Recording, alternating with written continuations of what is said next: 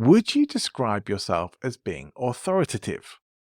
Whether that's on the platform or in your general communication, where does authoritativeness cross over potentially into arrogance? And how do we make sure we avoid that so we can stay relatable and connected with our audiences? All this and much more is be covered in this special 200th episode of Present Influence with my guest, Chris Marr. This was the second conversation that I had with him because he came onto my other show, which is called The Coaching Clinic. And if you are a coach, then you may want to check out the episode with Chris on the Coaching Clinic. So welcome to Present Influence, the show for speaking and communication professionals to help you master your speaking skills and be able to impact, influence, and inspire. My name's John Ball. I'm your guide here on this journey to mastery level communication skills. Make sure you're following the show for weekly guest and solo episodes. And why not connect with me on LinkedIn as well to get the Present Influence weekly newsletter. First of all, welcome to Present Influence, Chris Marr. We're very happy to have you with me. Thank you, John. I'm glad to be here. I'm excited to have a conversation with you today. I'm excited to get to speak to you again because we have just recorded an episode for the other show that I do with my good friend Angie, the Coaching Clinic. And definitely I'm going to say to anyone listening to this, if you have a coaching practice as part of what you do, we will touch on some of those things today, but you definitely want to go and check out that episode as well. Different conversation. And you might thinking, oh, he's speaking to the same guest twice. Yeah, there's very good reason for that, which you'll want to stay tuned for. But you have a book that I really enjoyed called The Authoritative Coach. I've been practicing saying that, so I think I've just about wrapped my tongue around it now. But I found it really useful just in terms of, felt that one of the key themes of the book that you talk about was people pleasing. Certainly something that I've struggled with before. And I just wanted to get us maybe a bit of an overview for you as to where your coaching has been and like kinds of people you work with and what led you to focusing on this authoritative side of the coaching world. Yeah, I think from a branding perspective, one of the things we need to do is we need to have a lane that we stay in, right? So I think in the sort of more practical element of owning a word like authoritative or owning a phrase like people pleasing, when I first was establishing the brand, there was nobody else really talking about things like that. And I thought, you know what, maybe there's something in this that I can really dig into. So from a branding perspective, it made sense for me to pick something that hadn't already been well established. So that was one practical element of it. But the other part of it was just understanding like that there's a big need for people to turn up in an authoritative way. And I think when you're thinking about anything that you're bringing to an audience, and an audience could be a client or from the stage or even on a podcast as well, is that owning your expertise and owning your ideas is a big part of helping other people to feel confident about what you're saying. So if I came into this show, for example, and I was a little bit hedgy about my ideas, like I've been thinking about this thing and maybe it's this, maybe it's that, or whatever. And people would be like, I'm not really sure about this guy, like what he's saying, if I'm quite confident that he knows what he's talking about or that his ideas are actually substantive, right? That they have any foundation. And so there's something about how people pleasing manifests itself in you, the way that you present your ideas to the world in a sort of committed and convicted way.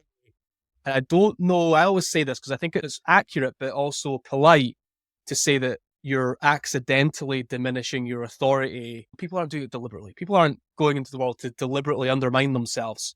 But there's many ways that it manifests itself. Sometimes it's the way we turn up. Sometimes it's the doubt that we bring in that doesn't lead to confidence. I wonder why people don't hook onto our ideas, because we're the ones that are actually the doubtful ones, right? Or we're minimizing or diminishing our own authority. And so I think that's been a journey for myself, of course, but then also seeing it in others as well and being able to help them understand maybe what's going on there and how to overcome that and present their ideas better to the world or just turn up in a more authoritative way. And so I think that's a big part of it, right? It's not about authority, like having power over people, but turning up in a way that influences others. And the way to do that is to be authoritative about it, right, in your presentation. And like I said, it manifests itself in many different ways. But that's really the broad brush, John. What then is the difference between being confident and being authoritative? Or is it just like parts of the same thing? Yeah, there's probably two major things to consider here is that I look at this as like a spectrum. And I often say that the level of respect that you'll gain from your clients or the level of respect that you'll receive from your clients can never be higher than the respect that you have for yourself. So what we're really talking about there is that if I want to get respect from an audience or people to respect my expertise or my ideas, I have to turn up in a way that where I respect them and myself in that space as well, right?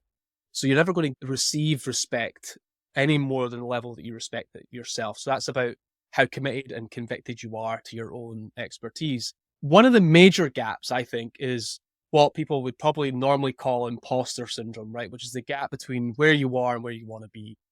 And so oftentimes I'm working with coaches or with client-facing professionals that aren't quite where they want to be, right? Which means that they've got like a sort of leap to make. I call it the peer threshold, which is ultimately going from what I call the friend zone, where, you know, you're getting some pushback and some resistance on your ideas, you get some respect, but ultimately you're not quite where you want to be.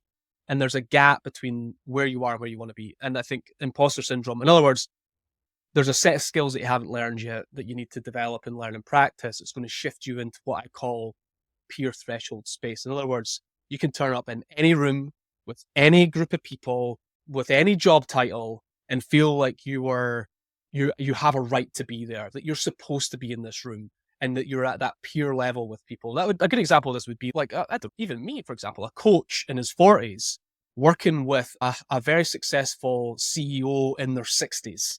Can I be in that space and be the authority? And that's the leap that I think a lot of people are wanting to make, is to go in and not feel like the supplicant in their own expertise, where they're the ones that are the expert on the stage, on the podcast, wherever it might be. And then, of course, as you go further down the spectrum, you get to the place where you're a high people pleaser, right? I think that's getting into the area where you are turning up and there's a lot of things that you are doing that are ultimately setting you up to fail. And one of the things that I've seen a lot is that need to be liked, the people pleasing, is ultimately holding them back from being a great coach or a great consultant or a great expert. But you got to take that one step further. Because of your need to be liked and your people pleasing behaviors, you're actually holding your clients back from doing their best work as well. And so hopefully hearing that motivates people to get out of that space and move more towards becoming that authority. I definitely want to come back in a moment to where that fits with people on the stage, like professional speakers. Sure.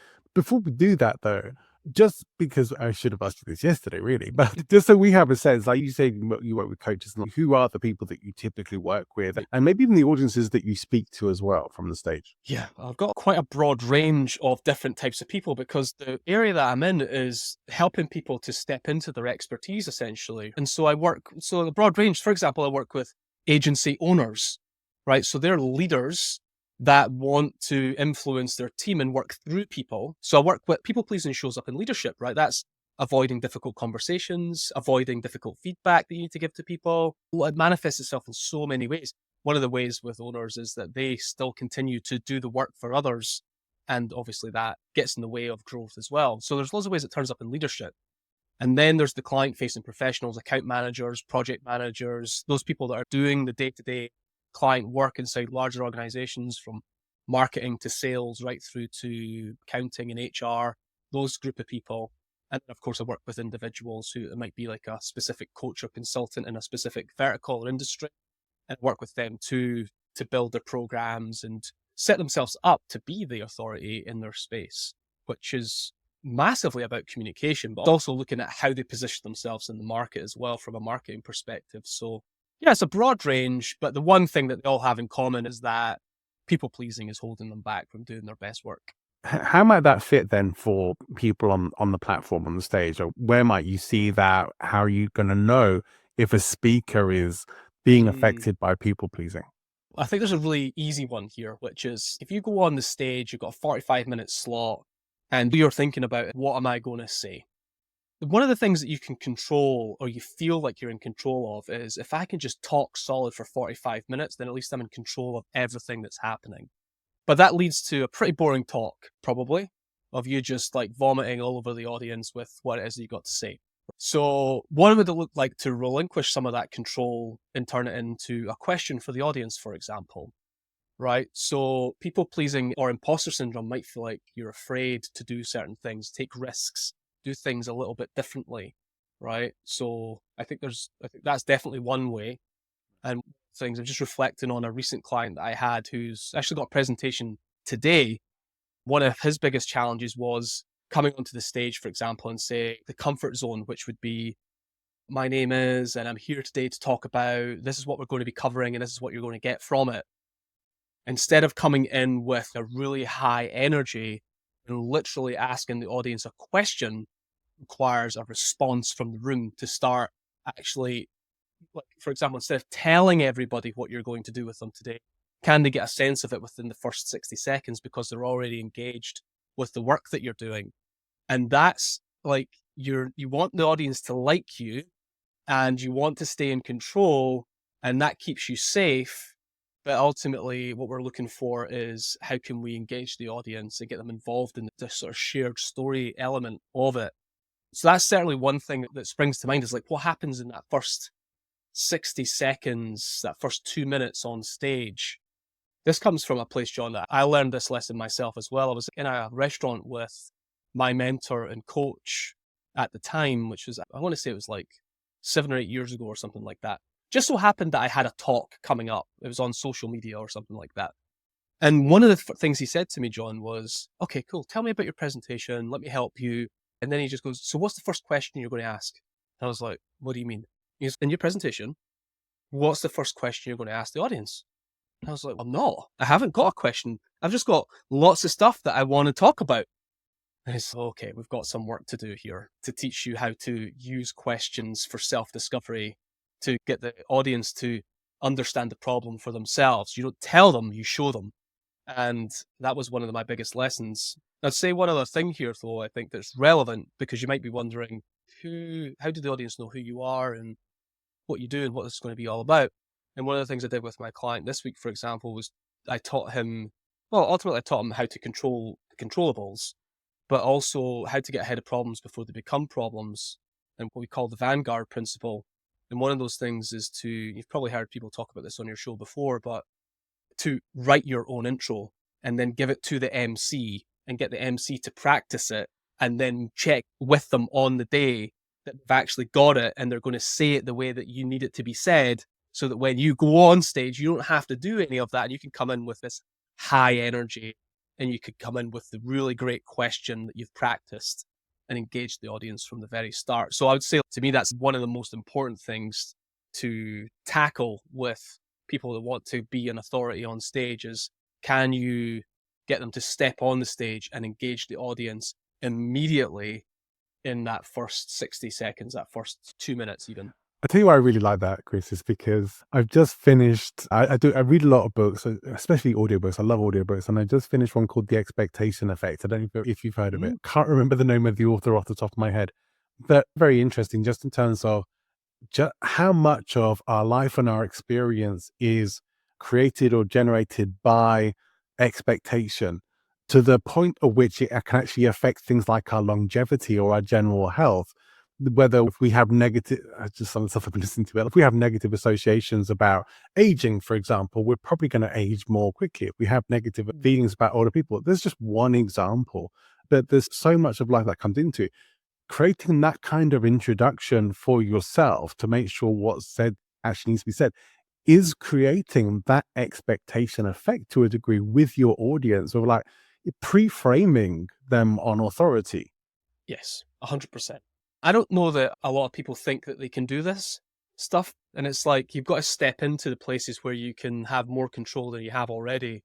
And certainly the intro and the outro, this is what I was working with my client on, is write the intro, have them practice it, make sure on the day that they're going to read it the way that you need it to, so you don't have to do the quote unquote boring intro on the stage. Set yourself up for success, essentially. Set the conditions for success. Similarly, the outro is important as well.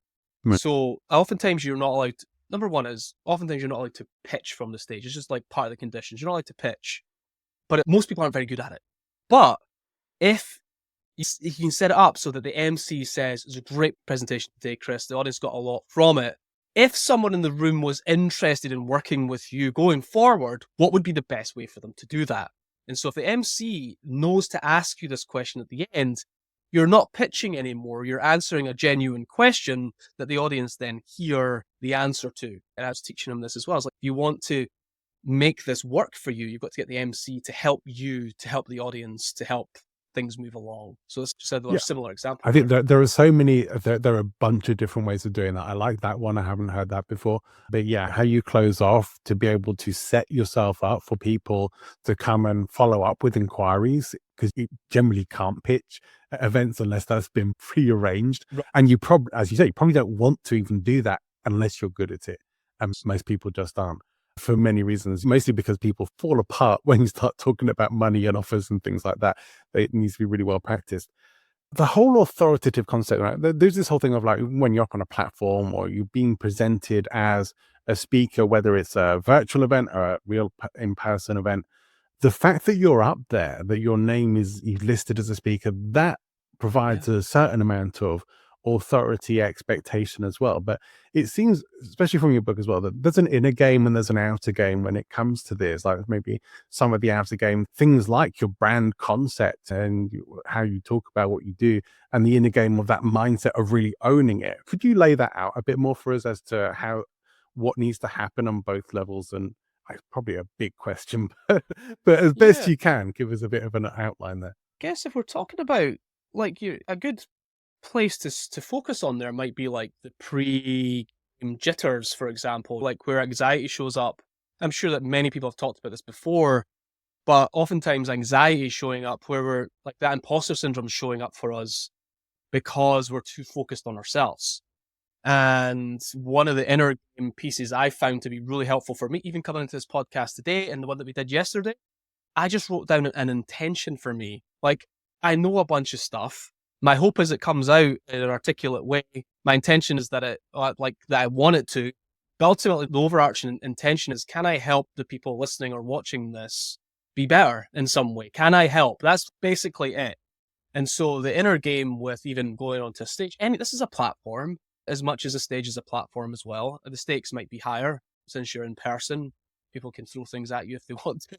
But the point I'm trying to make is that you come in with an intention. In other words, you could, on any given day, your confidence might drop around the skills that you have. But you can always be 100% confident about your intention to serve others and help others. I think that's a big part of the inner game, is focusing on your intention. And one of the other things I like to think about a lot is this inner game of letting go. One of the books that every time someone mentions inner game, I just think about The Inner Game of Tennis by Timothy Galloway. Right. And I've read that book so many times now that I understand this idea of, can I create the conditions in my body and my mind and trust that my practiced skills will show up in the moment for me? That, I think, is trying to explain it. I can give you the science on it, but there's something about trusting your skills to show up, trusting your expertise to show up in the moment, and not chasing it or not forcing it or not telling yourself to do it, right? But allowing it to show up in the world for you when you need it. So for example, you might be stepping into a really high stakes session with a client, or like maybe you're doing a pitch, for example, like really high stakes stuff. But can you trust yourself that everything's going to show up in the right way for you in the moment? And I think when we focus too much on forcing it and like going over it over and over in our head, it just builds anxiety, and we feel more and more like an imposter than we actually are. So I'd say that's the inner game. I think that's a big factor. What do you think? Would you add anything to that? For some reason, I was thinking back to my childhood of learning to play keyboards and piano, and just how essential it was to keep showing up and practicing that and staying consistent with it. So much of that is about putting in the work to make sure that you can do that. And I think one of the reasons why one of the ways in which people often undermine themselves is by not doing that, not doing enough practice, enough preparation, showing up to some degree half-assing it. But more than that is, I think if you show up for a talk that you're delivering not fully prepared and rehearsed, is probably almost unfair to be charging for it, because you're not going to be able to deliver what someone could. And I do think It's not just the 45 minutes or whatever that you're on stage that you're being paid for. You are being paid for all the work that you've put into it, all the practice, all the rehearsal that you get paid for multiple times. But Sure. I think it's only when you do that and you can really embody it and you can trust yourself to be able to Yes. deliver that without fear of things falling apart. Because where people tend to get really bogged down in fear is where they don't know where they're going to go next, or they're afraid of Sure. freezing up or not saying the Right. right thing. That is generally not going to happen if you are sufficiently well prepared. Prepared. Yes, I think all of those. So we're talking. I think there's a middle ground between the inner game and the outer game. Let's just at the middle ground, because there's the inner stuff, which is not. You can't point at it. It's even hard to explain or teach. It's just like you're just training your mind. We call it performance mindset. I think just like training your mind to do high stakes stuff and still be grounded in your confidence while you're doing it. But there's no question, John, that reps, quantity and quality of reps. In other words, like every difficult conversation you've been in or or high stakes situation you've been in, the mistakes you've made, did you immediately learn from them? Are you on a path of skill development and skill acquisition? I think people miss this. Oftentimes it's like everything's skill acquisition. So if you, for example, take your example, if I feel like I'm lacking confidence around being able to hold a 45-minute talk of the fear of perhaps losing my way, what's the skill? Who's the coach? How do I get the help? I need your one skill away from figuring that out. And I think that's a really good way to look at things because it gives you a quick path to get there. So I think reps, quality and quantity of reps, deliberate practice, skill acquisition, those are all the activities, the leading indicators, I would say, of success. You're doing all the work and you're getting as much from it as possible. One of the things I've thought about a lot, John, is like I put the book out a couple of years ago, The Authoritative Coach. There was people in the same job doing the same work as me at the same time, except somehow I managed to extract all the value from it and produce my first book from it, which there's going to be many books, but this is the first book from it. Whereas somebody else still doing that job, just not getting, do you know what I mean? I'm like, this obsession of to get from everything you're doing. Right? What am I going to learn from this conversation with you? I've got a client call directly after this. How's that going to develop my expertise? There's this obsession to just constantly, like, this in a really healthy way. It's like a love or obsession of the work that you do to continually improve. I don't even think about it that much these days. Just, I want to get from everything that I'm doing so I can improve and get better. And it's skills, it's patterns, it's insights, it's expertise. Yeah. Ultimately. I think there is something that comes from this, and I've seen it on my own coaching journey, and I do see it with other coaches as well. Of when you first get started in coaching, speaking as well to some degree, you're in it, you're doing it. It's all very much about the delivery and getting your reps and getting the experience. But at some point, hopefully you start to take a little bit of an overview position on what you do as well, where you can be a bit more analytical, a bit more meta, if you like, about things, Right. which is where you can start to extract things like you have with the authoritative coach of these are the frameworks and the processes that I work with to get these results and help you along the way. And I don't think you can really do that until you put yourself into a position where you can take a little bit of distance and give yourself some overview over what you actually do, because you have to not be in it to be able to see it from that perspective. There is a journey there. I think I can articulate it quite simply, right? There's two things I think to consider here. One is the levels of learning, right? Again, this is something I think I've thought about a lot, but there's this idea that level one is to study, right? So you're reading the books, you're learning from other people, you're in this box of other people's thoughts and ideas, gaining all the foundation knowledge and understanding of what exists. And then you got practice, level two, right? So I'm getting the foundational knowledge. I'm in the room. I'm doing the sessions. I'm doing the talks. I'm doing the workshops. I'm cutting my teeth. I'm at the Chamber of Commerce. I'm at free events. I'm doing all those things where there's no microphones and there's no stages and it's all that stuff, right? And you're getting all your reps in. So you're studying and you're practicing. And then the third level is to teach, right? Is to teach what you're learning to others.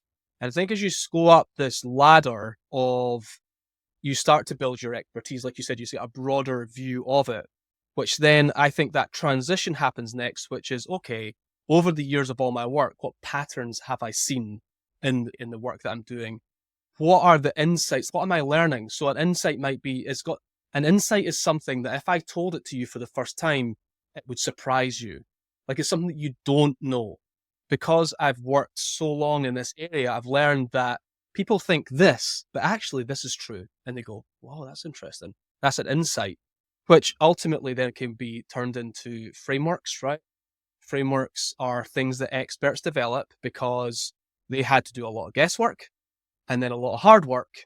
And then they can turn it into a framework. So you don't have to do the guesswork and the hard work anymore. Yeah. You can get there a lot faster, a lot better. That's something I wanted to get to with you, actually. How important are things like frameworks and branding from that perspective for being an authority as a coach, as a speaker, or however you're showing up? Yeah, I think it's absolutely critical that you're developing your own IP, that you're able to extract patterns and insights from your work over time and get somebody, like if you're taking someone through, this happens all the time with me. I'll be on a client session with someone, they'll be like, how would you tackle this, Chris? And I'm like, oh, it's the first time I've really, let's lay it out. And then I'm like, actually, that's it. That's the steps. Now I could turn that into a step-by-step guide, a framework, a illustration, something that helps the next person get there a lot faster. I'm attracted to it naturally. I think I love, like when I'm reading a book and there's illustrations and you can show people the journey. I think that matters. People need to see that. I think it's a really simple way to get that across. So I think there's something about, and I think we should recognize this and appreciate it more, especially of our contemporaries, which is when someone's got something complex dialed into a simple chart or a simple framework or a simple illustration, they have worked really hard to figure out how to communicate that to you in a simple way without it being overly reductive, right? You don't want to undermine your authority because you've made it so incredibly simple. But at the same time, there's something really important about being able to communicate complex things in simple ways. And those are frameworks, methods, tools. And I think there's something really interesting if you can get to a position where you're ultimately developing your own version of those things as well. I think it's okay to share other people's frameworks, but I would argue that the lesson I've learned, and I can be completely honest with this because I put radical candor in my book, but V2 is not going to have it in there because to me, looking back now, that was a silly thing to do. It would have been much more sensible for me to perhaps not have published the book and figured out what my framework is, because I've got it now. Like I have developed my own framework, supersedes radical candor for the work that I do, but I wasn't there yet. And so somebody else's model worked until I figured out my own model. And so you're taking all this and tried it's like it's like a creative process, right? It evolves over time, but you've got radical candor and you're learning about authority over here and you're reading this book, you've got all this sort of foundational knowledge and understanding of current models and frameworks. And then you can apply your own lens or your own perspective onto it. And then you turn it into something of your own. Like this is something I pulled from Seneca's letters from a few thousand years ago was, how long are you going to live in other people's notebooks? How long are you going to live in other people's work? When will this become something of your own? And that stuck with me. It's like, I've got to turn these words that you're learning from other people into works of your own. And that to me is a big part of this idea of building your own foundation of expertise, illustrations, tools, frameworks, methods, getting them branded up, calling them something, giving them a name, and putting them out into the world. Always welcome a bit of stoic wisdom onto the show. So I appreciate that. I do think, personally, I think it's essential, especially for speakers and coaches who are in personal and professional development, which is most, not all. There are some maybe for whom frameworks aren't quite going to be so important for various reasons. But probably for most of the people who this show is for, it is. And it is that thing of then having your own stuff. I do think you really can't stand up as an authority in someone else's stuff. Like I've seen this in the professional training world, for example. I've been involved with professional training, personal and professional development companies for years. And I've seen trainers be trained the way that the original speakers were trained. The same stories, exactly the same program, the delivery style and all that. It's not their stuff. It's not their way. They have to find themselves all over again when they move out into doing their own stuff. For when you do have that, when you do find that for yourself, I think it's incredibly empowering for your identity to be Right. able to feel that. So it is that, I see what you said about the bridge between the inner and outer work. When you have that stuff, it actually helps with the inner work as well, of owning that as being your expertise and authority. So I do appreciate that. I think there's a work there that I would encourage everybody to do, to sit in the problem for longer and know that you can come up with your own concepts and your own frameworks and tools. I think one of the mistakes I see people make is that they create frameworks because they think that's what they need to do. So they'll ship a framework, but it has no real foundation in testing. So here's a cool way to illustrate a thing that I've never done before with people, but it makes me look good.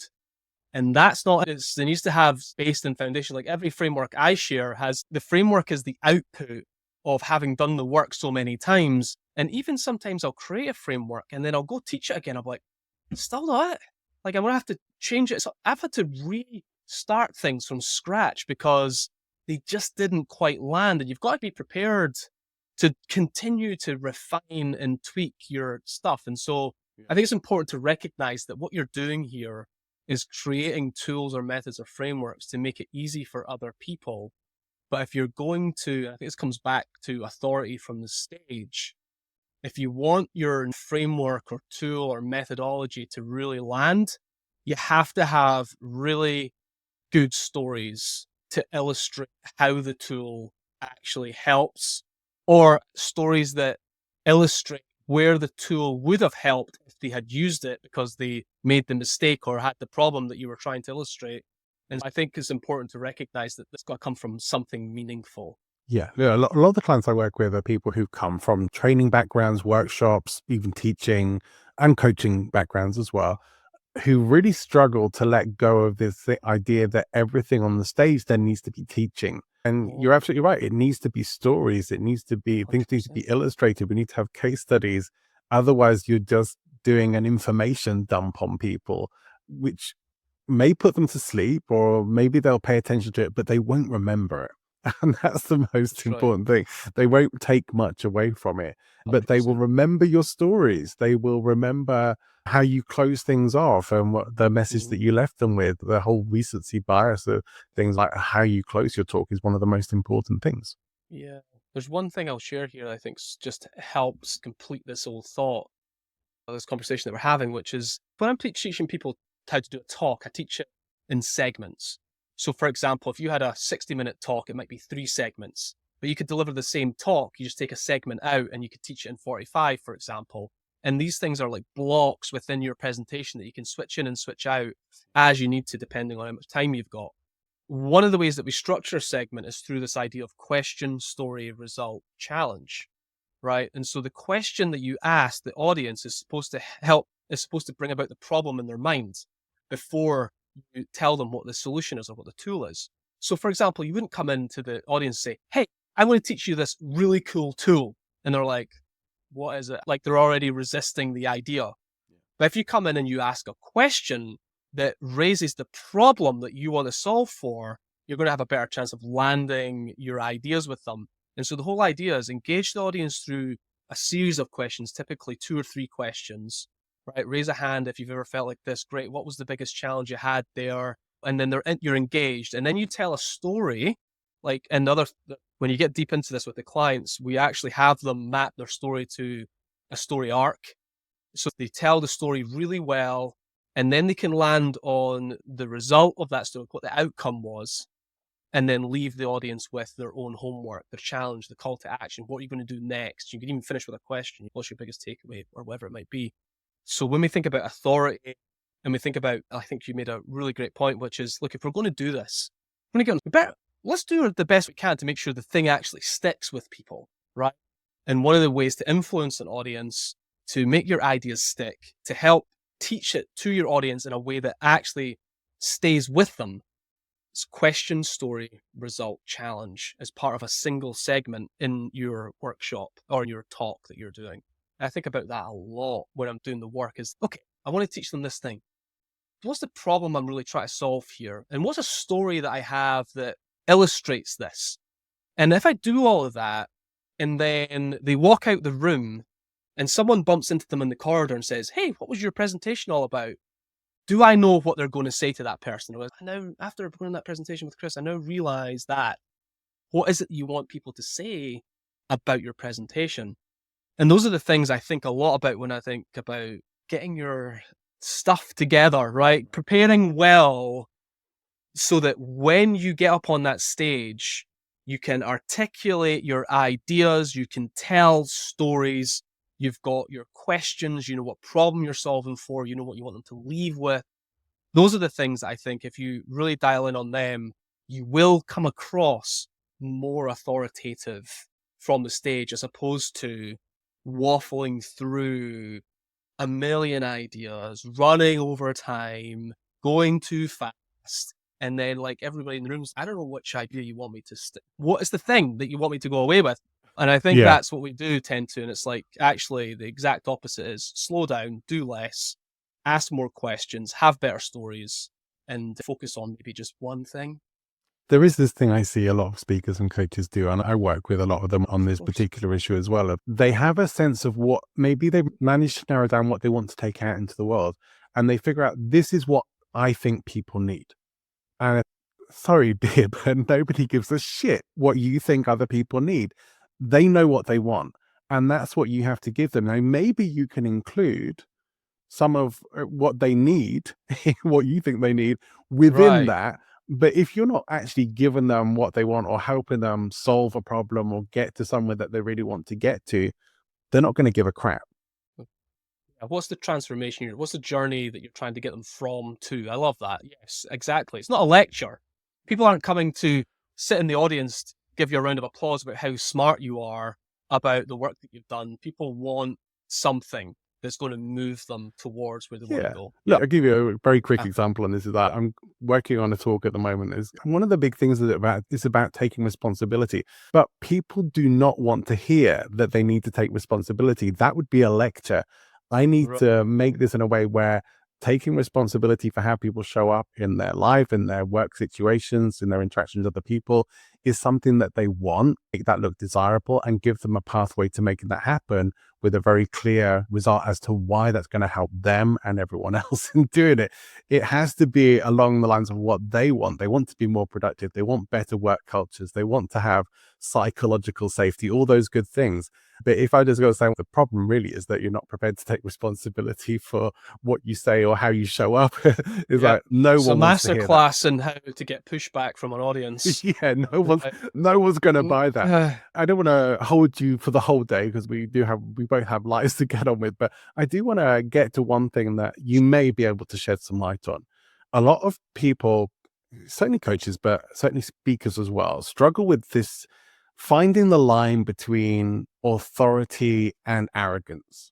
And I wonder for you if you have some guidance around that. I think we talked a little bit about it in terms of coaching in our chat with Angie, but how to avoid being an arsehole, really. But how do we avoid that on stage that we can be an authority without having to become a diva? Because certainly there is a lot of those right. around in the speaking world. Okay.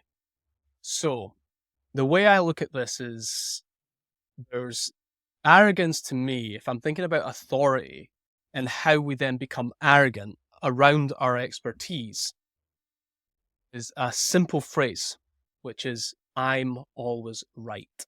So if you are on the stage or if you're on on a podcast like this or whatever, there's a lot of nuanced arrogance as well, like the way I turn up the tone of my voice, all of that sort of stuff. But I think the big piece is where's it coming from? And it's coming from a place of ego. And that is that I'm always right. What I'm saying is right. What I'm saying is the only way. What I'm saying is the way that you all need to do this. That's arrogance. Arrogance is I'm always right. So one of the big lessons I've learned is that you should always be prepared to be wrong or be proven wrong or be open-minded to a different perspective. There's a lot of contradiction here because if you want people to listen to your expertise, you should probably get used to speaking in absolutes. But that, again, doesn't have to come from a place of ego, right? A place of I'm always right. So I would say, and we can't do this on the podcast just now, but imagine there's three overlapping circles in a sort of linear fashion, right? So you've got a circle in the middle and two circles on each side, right? The circle in the middle is competence, right? And that's like, I know what to do. The circle on the right is ego, and that's I'm always right. And so if you've got the overlap between competency and ego, you've got arrogance. That's somebody who's coming in, I'm always right. I know what I'm doing. You don't know what you're doing. You're all stupid. I'm the smartest person in the room type of arrogance, right? But the overlap that we really want to be in is on the other side, which is competency in the middle, overlapping with confidence on the other side. And those two circles create a grounded confidence where you know what to do and you believe in yourself whilst you're doing it, right? So not only do I believe in my skill set and believe in myself to help people and affect people and influence people, but I also know the skills in order to do it. And so you get a mix of where we want to be is in this overlap between confidence and competence and have a grounded confidence. In other words, I can go into a room knowing that I've got a certain amount of expertise in a certain area and that I can deploy it. I can do that thing when needed to, and I can do it in a way where it lands with people, right? So I've learned the skills about how to influence people around it, but I believe in myself and I know what to do, as opposed to I know what to do and I'm always right. And that's how I think about the spectrum of grounded confidence to arrogance. And that's arguably, what are we talking about here? A life's work to separate yourself from your ego, essentially, where arrogance comes from. But that's the mental model. When I think about it, I just think, how can I be more in between confidence and competence and less in between competence and ego? I think it's helpful. Look, in the speaking world, nobody wants to book divas. If you show up and you're arrogant and you're any right about stuff and you're kind of maybe even abrasive with the audience, you're probably not going to get invited back. But also, I think there is that other side to it where you create your brand and your framework, and then research or development, things move in a different way that perhaps show that what you have might be a bit outdated or might actually need to be modernized or rethought.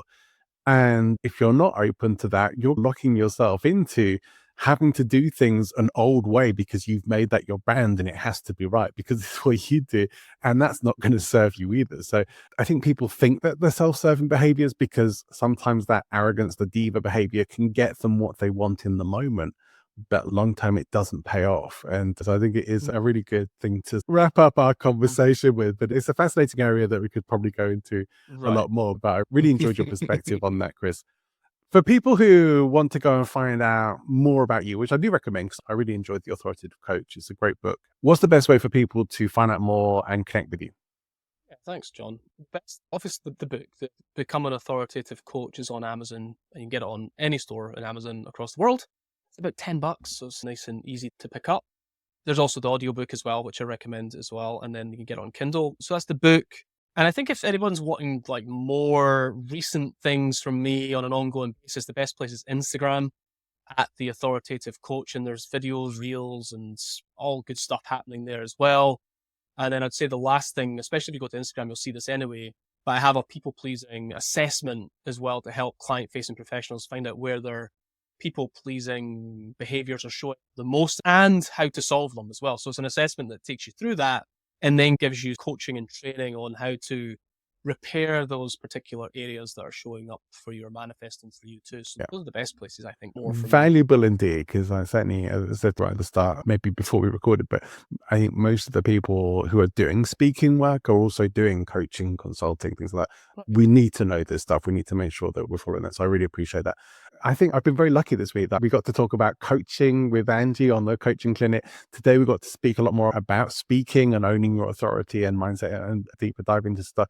It's been a really fascinating conversation, Chris, and you certainly have expressed things very well. I've thoroughly enjoyed it. Thank you for coming and being a guest on Present Influence. Thanks, John. It's been great. Well, I hope you've enjoyed the show. And if you have, well, maybe leave us a 5-star review on your podcast app. If you already have your device in your hand, it should be nice and easy to do. And certainly, I will appreciate you forever for doing so.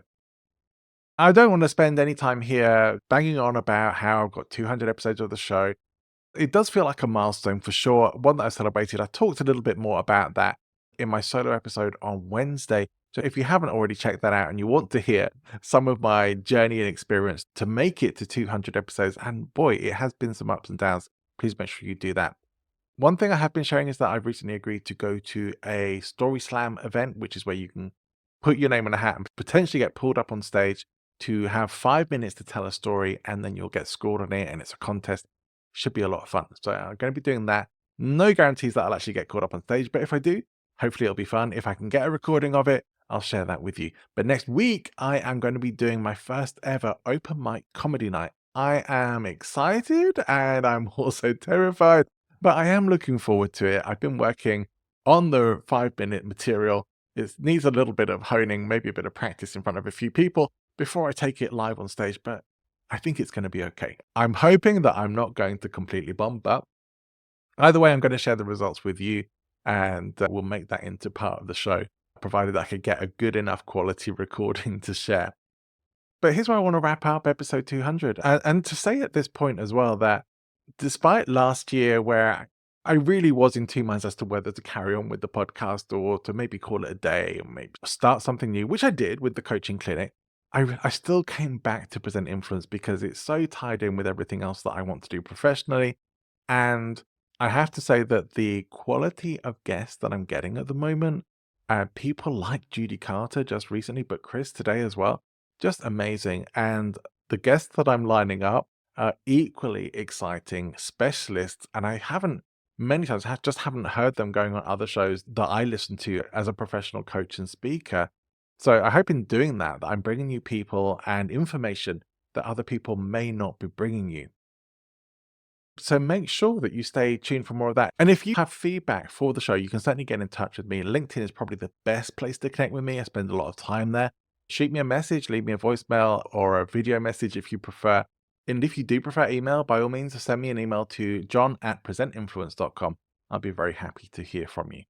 Do go and check out the presentinfluence.com website. This is all recently updated, refurbished, completely revamped website. I hope you'll enjoy some of the information and content there, and maybe even try your hand at the Speaker Strengths Archetype Assessment quiz that is there for you as well. All right, that's it for this special 200th episode. We'll see you back next time with episode 201. Wherever you're going, whatever you're doing, have an amazing rest of your week. Take care. See you soon.